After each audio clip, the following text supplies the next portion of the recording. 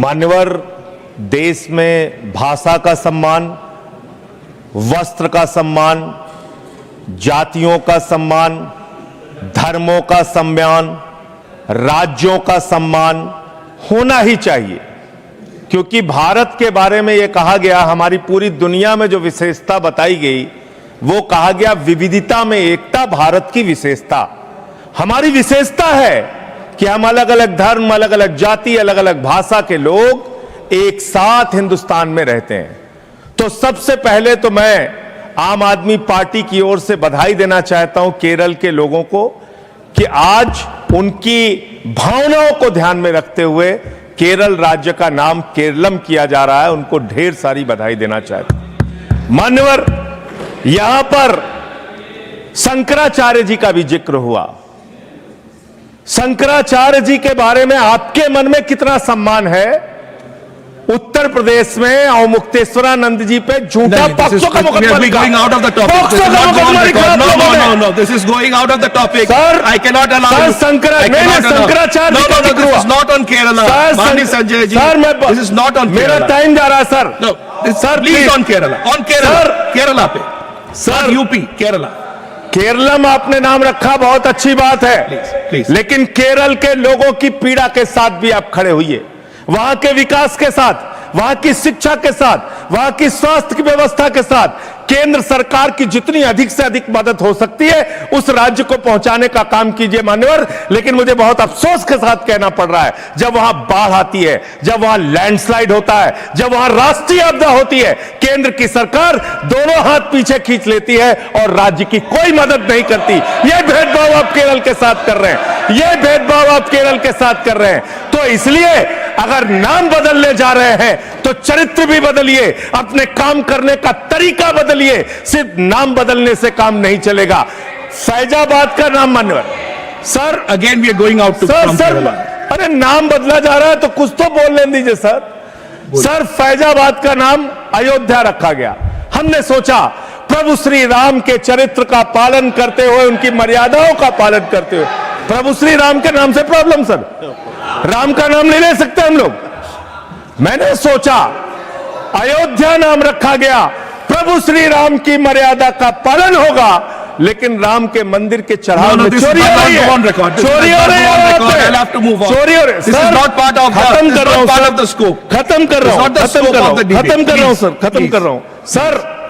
मैं आपके माध्यम से अंत में फिर से एक बार यह कहना चाहता हूं, आप बहुत अच्छा फैसला कर रहे हैं। नामों को बदलने का काम आप करते हैं, लेकिन काम को बदलने का भी काम करिए। राम राम जपना, पराया माल अपना छोड़ दीजिए। थैंक यू श्रीमान रविचंद्र वडीरा। हम सभी जानते हैं कि हमारे देश का नाम भारत है। ये दो शब्दों से मिलकर बना है, भा अर्थात ज्ञान का प्रकाश और रत अर्थात लगा हुआ। परंतु यह ज्ञान का प्रकाश उदय कहां से हुआ था?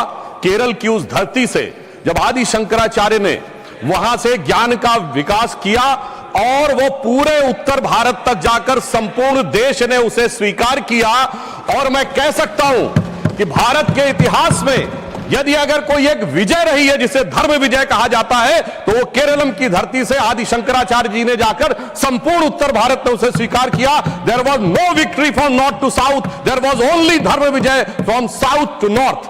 और जब आदि शंकराचार्य जी ने सर उपनिषदों के 10 उपनिषदों को ईशकेन कठ प्रश्न मुंडक मांडू के तैतरीय तैतरीय छांदोग्य बृहदारण्य को कंपाइल किया, और उसका प्रभाव क्या पड़ा दुनिया पे कि इरविन श्रोडिंगर, जो कि नोबेल प्राइज विजेता क्वांटम फिजिक्स का प्रोफेसर है और साइंटिस्ट है, उसने 1964 में अपनी किताब लिखी my view of the world, और उसने लिखा है पूरा एक चैप्टर लिखा द वेदांतिक वर्जन।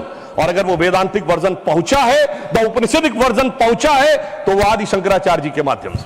मैं कह सकता हूं सर, केरलम ने बताया कि ट्रस्टीशिप का कॉन्सेप्ट कोई मैग्ना कार्टा से नहीं आया।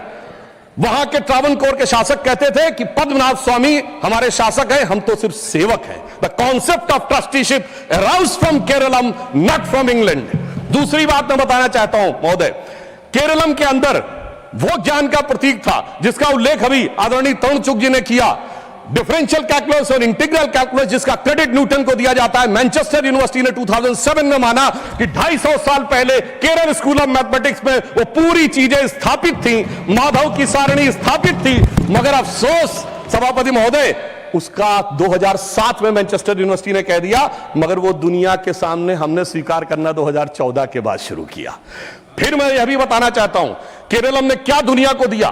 Sir, history of Keralam by Padmanabha Menon ने अपनी किताब में लिखा है कि जब जेमरिन राजाओं और पुर्तगालियों के बीच में संधि समाप्त हो गई और यह तय हुआ युद्ध कैसे होगा, तो जेमरिन राजाओं ने कहा हम युद्ध की शर्तें बताते हैं, युद्ध बाहर होगा, हम जब तक नगाड़ा बजाएंगे आपके कहने के बाद ही अटैक करेंगे, कोई महिलाओं के साथ अत्याचार नहीं करेगा, कोई लूटपाट नहीं करेगा।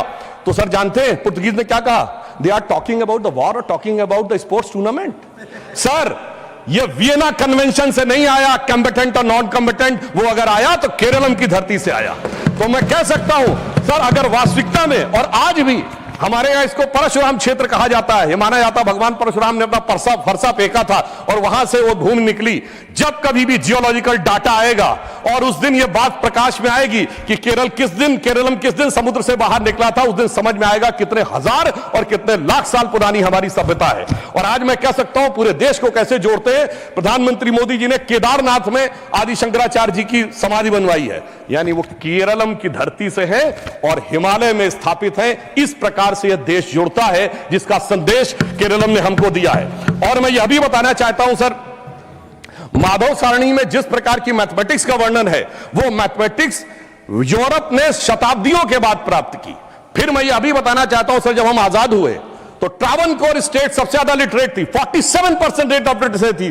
तो सर, शिक्षा का अधिकार अगर सबसे पहले मिला, सर्वाधिक शिक्षित था तो केरलम था। कोई चाचा जी ने सबको शिक्षा दी, ऐसा नहीं था। यह भी मैं बताना चाहता हूं सर, मगर केरलम के साथ सर कुछ दुखद अध्याय भी जुड़े हुए हैं, जो मैं बताना चाहता हूं। कभी कभी ऐसी भी परिस्थितियां आती थी कि जहां पर बड़ी चुनौतियां आई हैं। भारत के इतिहास में संभवतः लोगों को नहीं ध्यान होगा, 16 मार्च 2006 को केरलम की असेंबली में एक प्रस्ताव पारित होता है कि 1998 के कोयंबटूर ब्लास्ट के मुख्य आरोपी अब्दुल नसीर मदनी, जो कि तमिलनाडु की जेल में है, उसको छोड़ दिया जाए। सर, 140 के 140 विधायक, ऑल कम्युनिस्ट, ऑल कांग्रेस, सबने मिलकर समर्थन किया। मुझे लगता है कि कॉन्स्टिट्यूशनल मशीनरी का टेररिज्म के आरोपी के पक्ष में यह प्रयोग करने का बहुत दुखद उदाहरण था। और फिर मैं कोट कर रहा हूं सर, अभी इन्होंने बहुत कुछ बोला। वीएस अच्युतानंदन जी ने, जो केरल के सीएम रहे, 2010 में कहा था कि डेमोग्राफिक चेंज इतना खतरनाक है कि केरल में बिकम ए मुस्लिम स्टेट। और सर, इस समय मुस्लिम लीग के 4 मिनिस्टर हैं केरलम में, और ये वही मुस्लिम लीग है सर। हम कह रहे हैं केरलम का ये अपमान है, ये वही मुस्लिम लीग है जो जिन्ना के द्वारा स्थापित हुई। आज की इंडियन यूनियन मुस्लिम लीग के संस्थापक पीके पोकर साहब बहादुर और मोहम्मद इस्माइल जिन्ना की मुस्लिम लीग के मद्रास प्रेसिडेंसी के लीडर थे। इसलिए मैं सर अंत में यह कहना चाहता हूं, प्रधानमंत्री जी ने जिसका उल्लेख अभी हमारे तरुण चुग जी ने किया, इसी 11 मार्च को केरल में इंफ्रास्ट्रक्चर के लिए 11,000 करोड़ रुपए दिए हैं। और अंत में मैं कहना चाहूंगा सर, केरल स्टोरी बहुत शानदार है। केरल की legacy, Keralam legacy is very great. Kerala story में कुछ डार्क चैप्टर है, but they do not want to hear about the real part of the Kerala story. तो सर, मैं इसलिए कहना चाहता हूं कि सर, मैं अंत में इसलिए कहना चाहता हूं कि केरलम के इस महान विचार के अनुरूप प्रधानमंत्री जी ने जो इसका नाम रखा है, यह स्वतंत्रता में स्व के भाव की अभिव्यक्ति है। अतः मैं एक पंक्ति कहकर अपना बात समाप्त करता हूं। सर, केरलम के युवकों जागो, पुनः नया युग आया है, भारत मां की शक्ति लगी है, मोदी ने बीड़ा उठाया है।